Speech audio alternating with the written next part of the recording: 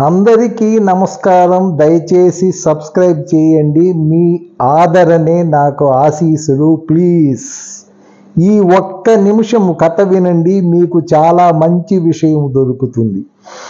ఒక షాపులో ఒక పని చేసే అతను ఆ యజమాని దగ్గర, సార్ నేను రేపు పక్క ఊరిలో ఉన్న గుడికి వెళ్తున్నాను, నాకు లీవ్ కావాలని అడిగాడంట.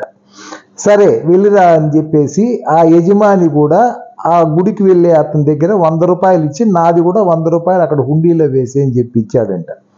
సరే ఈ పని చేసే అతను ఆ గుడికి వెళ్ళేటప్పుడు దారిలో చాలామంది నిరుపేదలు పాపం గడ్డాలు పెంచుకొని ఆకలితో బట్టలు సరిగ్గా లేకుండా ఎంతో వయసు అయిపోయి కొందరికి కాళ్ళు చేతులు లేకుండా అందరూ వరుసగా కూర్చొని భిక్షం ఎత్తుకుంటా ఉంటే ఇతను అందరికీ ఆ 100 రూపాయలు తన యజమాని ఇచ్చిన దాంట్లో చిల్లర మార్చుకొని అందరికీ 2, 5 వాళ్ళ యొక్క పరిస్థితిని బట్టి వేస్తూ పోయి లోపల పోయినాక 90 రూపాయలు యజమాని ఇచ్చిన దాంట్లో భిక్షగాళ్లకు పోగా మిగిలిన 10 రూపాయలు మాత్రం హుండీలో వేశాడంట.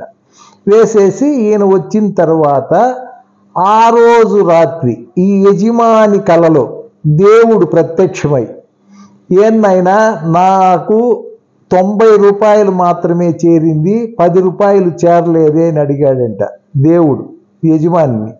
లేదు స్వామి, నేను 100 రూపాయలు ఇచ్చి పంపించాను, 100 చేరి ఉంటుందంటే, లేదు లేదు నాకు చేరింది 90 మాత్రమే అని చెప్పాడంట. సరే ఈ యజమాని మరుస రోజు ఈ పని చేసే అతను వచ్చిన వెంటనే, ఏం బాబు నేను 100 కదా ఇచ్చాను, 90 రూపాయలు మాత్రమే నువ్వు వేసావంట దేవుడికి, మిగతా 10 రూపాయలు వేయలేదంట అని చెప్పాడంట. సార్ నేను వెళ్తూ ఉంటే చాలామంది పేదవాళ్ళు రోడ్డుకు గుడికి వెళ్ళే దారిలో 2 పక్కల పాపం దీన స్థితిలో ఉంటే వాళ్ళకు 90 రూపాయలు దానం చేసినాను సార్, 10 రూపాయలు మిగిలితే మీది మాత్రం ఆ ఉండిలో వేశాను, మీ డబ్బులో 90 రూపాయలు దానము, 10 రూపాయలు మాత్రం ఉండిలో వేశాను అని చెప్పాయంట. అంటే ఇప్పుడు ఈ కథకు అర్థమైందా మీకు?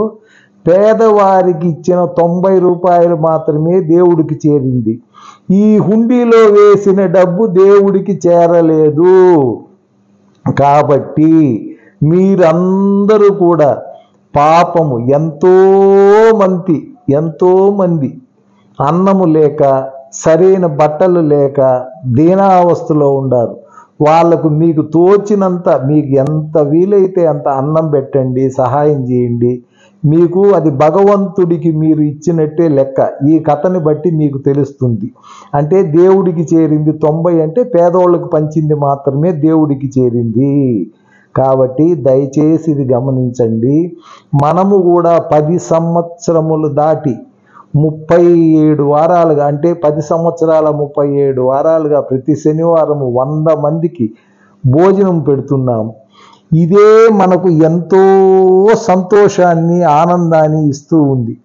మీరు కూడా మీకు తగినంతగా, మీకు తోచిన మీ శక్తి కొద్దీ ఎంతో కొంత పాపము పేదలకు మీ చేతనైనంత సహాయం చేయండి. భగవంతుడికి అది చేరినట్టే లెక్క. మీకు దానికి 100 తిరిగి వచ్చేది తథ్యము. Please subscribe. Thank you. నమస్తే.